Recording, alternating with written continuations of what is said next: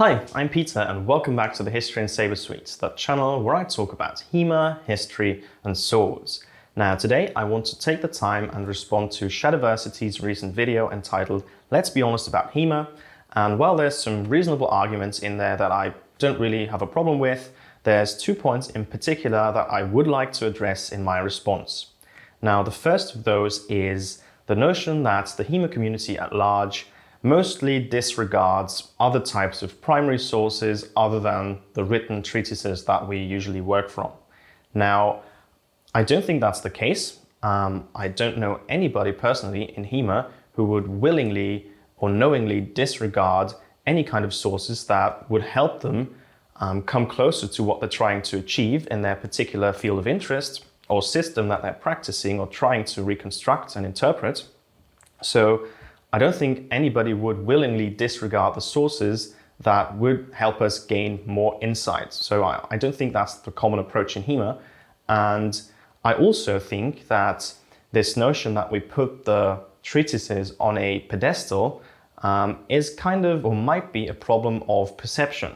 Because I do think there's a very good reason that the treatises have the status that they have in the community.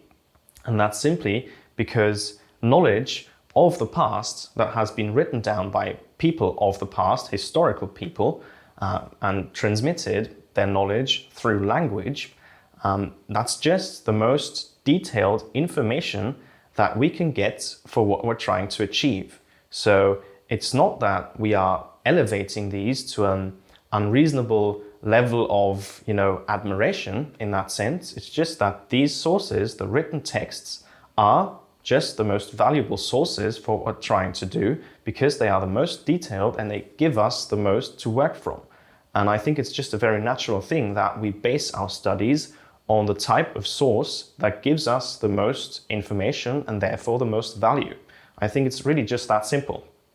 And, just for the sake of argument, an isolated church wall painting of a knight wielding a sword in the 12th century, for example, it's just an example, doesn't give us as elaborate of a picture as a written treatise that tells you about techniques and body movements and other properties of a fighting system that you wouldn't otherwise have.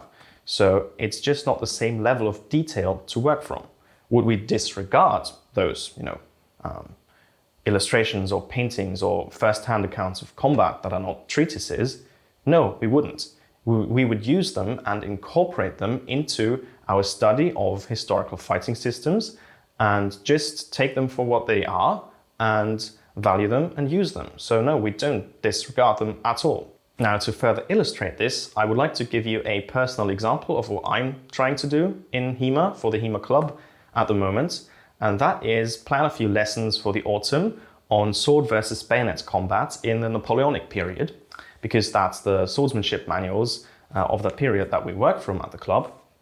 And I know of other HEMA schools and clubs that are trying to do the same or have done the same in the past, and that is recreate bayonet combat or sword versus bayonet combat in that period around the year 1800.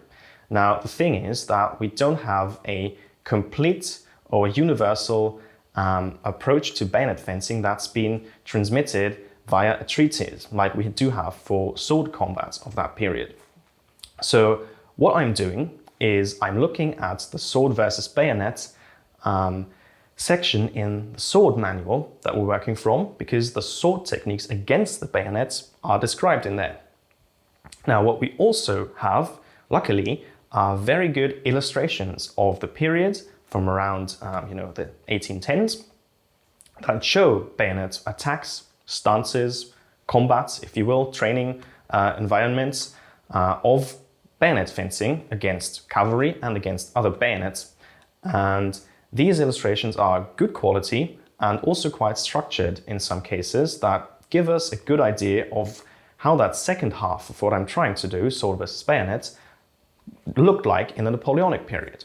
Now, what we're also doing is looking at a few decades later how bayonet combat is described in the mid-19th century or maybe even the late 19th century, and just look at how bayonet fencing in general works, how the body mechanics are described, and this gives us quite a usable picture of what we can do for recreating bayonet or sword versus bayonet in the Napoleonic period.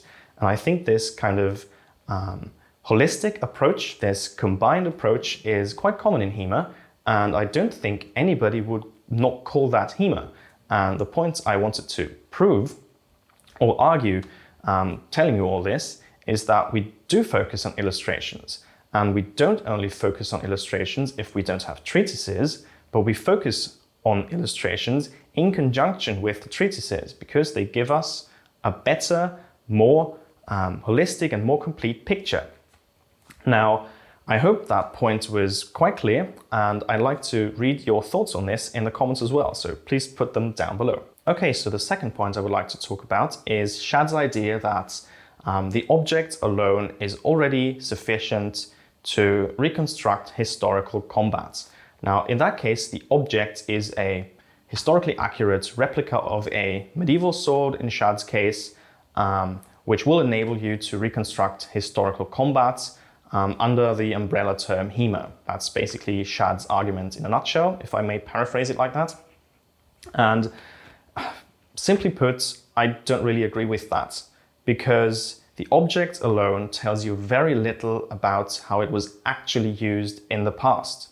And again, I want to make it very clear that just because something is conceivable to have happened or could have happened in the past does not make it historical in and of itself. Because for something to be historically attested, as the word attested already says, there needs to be some kind of historical evidence for it. Now, this is not cultist or elitist, it's just the very nature of something being historical, that it's verifiably historical. And Shad also goes into great detail explaining that the pursuit of swordsmanship in a way of experimentation and trying things out is a historically viable way of learning swordsmanship, which is his argument, which is hard to disprove, but on the other hand, HEMA has evolved as the pursuit of fighting systems or the recreation and interpretation of fighting techniques and systems that we have access to that are historically or verifiably historical. So HEMA just means, by nature of convention that goes back decades now, that HEMA focuses on the study of those systems we know about. So trying things out in your backyard in a vacuum does not qualify as a historical activity, even if you had an original sword. So even if we get around the replica part, because this is an antique 1796 light cavalry saber that was produced around the year 1810, even if we have an antique to work from or to handle, to get a feel for the weapon, our activity does not become based on anything historical if we don't have any tie into a historical source that, is connected to the activity. Now, the sword itself is not per se connected to what you do with it, I would argue, and therefore the weapon itself or the replica, whatever you have access to, does not make your activity per se historical. And one more point I would like to put forward in this is that fighting techniques are not always intuitive.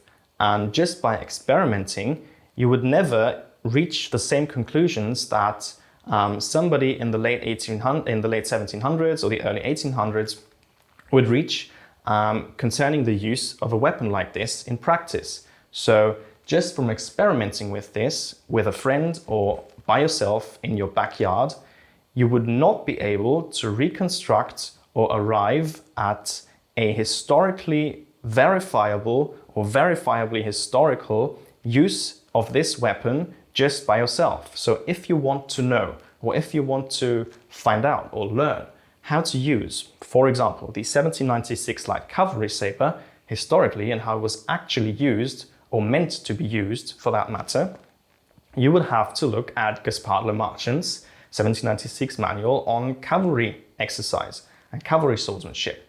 And you would not be able to reach the same conclusions because you're removed from the context, you're a modern person, and if you're going out in your backyard and trying to learn some new techniques and moves through experimentation, that's perfectly great, and you might become a great fighter with great effectiveness who might even be able to beat someone trained in traditional HEMA, which is fine. But your activity will not be based on anything historical just because you're holding a weapon that is historical, even if it's an original weapon. So again, the weapon itself tells you very little about how it was actually used rather than how it could have been used. And the nature of how it could have been used is not verifiable, and therefore your activity can hardly be called historical. Now, I would like to say thank you for watching. I do hope I got my points across, and in case you haven't subscribed to the channel, please do so. And on that note, thank you so much for watching again, and see you in the next one. Bye bye.